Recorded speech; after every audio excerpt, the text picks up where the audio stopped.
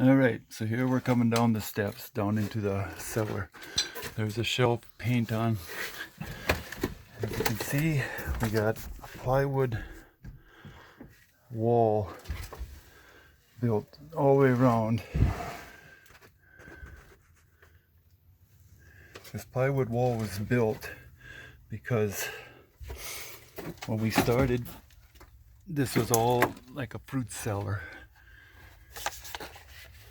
down here, and we dug from there all the way around this basement or this fruit cellar all the way over to the other side there.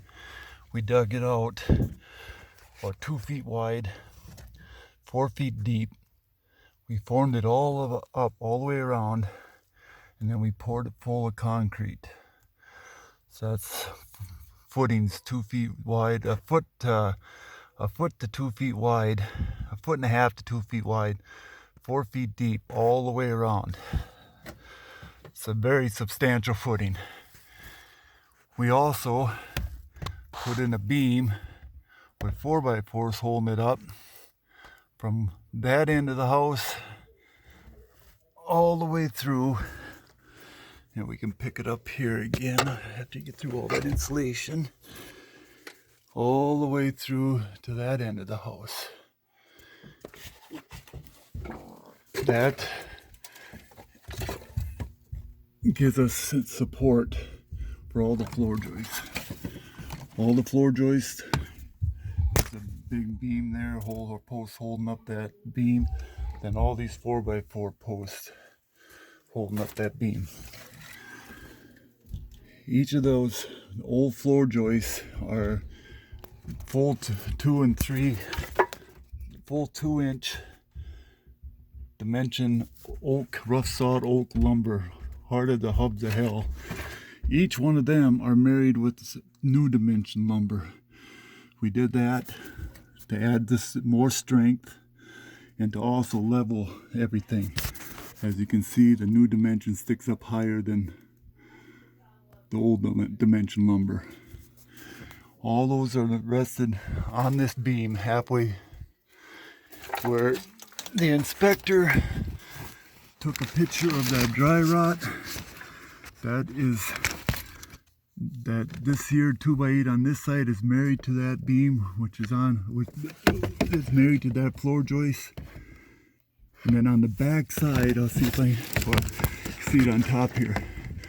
There's another 2x8 that's married, or 2x6, 2x8 that's married to it, which levels the floor, adds strength to that floor joist, and it also levels the floor. Each one of them floor joists, there's the next one. You can see the new dimension lumber above it. You can see where it's sitting on the post. You can see where it's sitting on the post right here. There's that new dimension lumber that's married to it, and it goes all the way back to the other end of the house. Here's the one next to that. So you got 2x8, 2x10 rough sawed oak lumber, which is very hard. New dimension lumber married to it, which also levels off the floor. Every joist from one end of the house to the other is sitting on that beam, married to new dimension lumber, leveling the floor. Here's the next one. There's the next one. If you go back here again, the rest of the house, they're all the same thing, but they're on the opposite side. There you can see one back there. Another thing that he took a picture of was these two pipes coming in here. This pipe goes out to your outside faucet, just so it don't freeze up. We had a hose here, but I'm going to make a regular copper connection here. What we do is we shut it off at that valve in the wintertime. In the fall, and we take that hose off and drain this pipe here so it ain't freezing up your faucet. Then the spring just come out and turn that back on.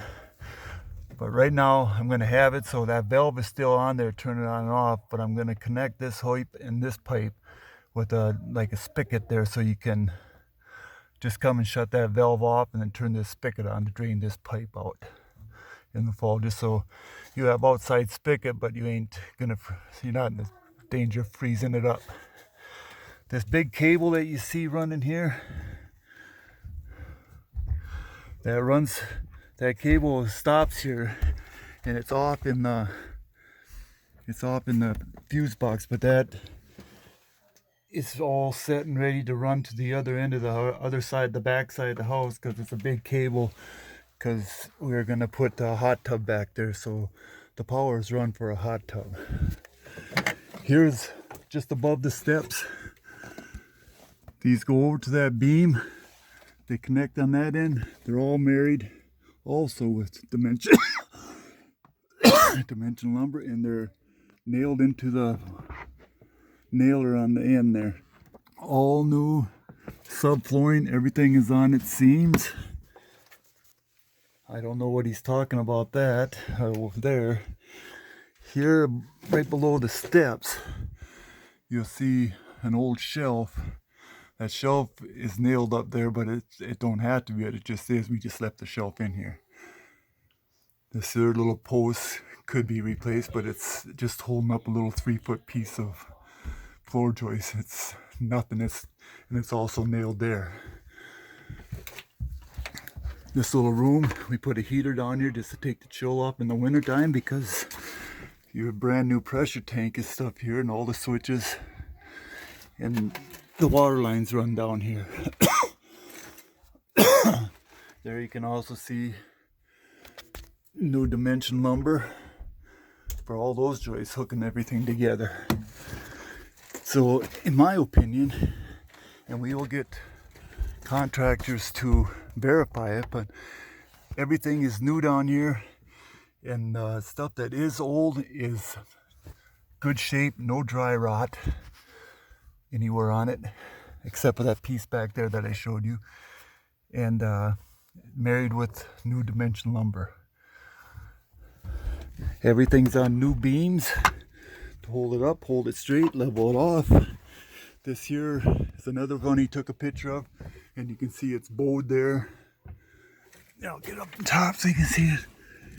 You can see it's bowed, and it's just an old post here. That post is here. We just left it in there. It was the original post holding up this basement. We figured it ain't hurt nothing in there. Gives us something to nail to. And it isn't hurting nothing, so we just left it in there. But it is holding up these two, and that is sagging a little bit, but that's not, we could just take that right out of there if you wanted to, because it's not doing nothing. We just figured the little bit it is doing would be fine. Actually, we did leave it in there just because we put a couple of extra nailers in there, and that we figured that'd give it a little more support, but it's nothing critical. It's just that one joist is all it's holding up. Everything else is on beams, and it's actually on the beam there, and it's attached back there. So other than that, anything that was dry rot, we took out of here.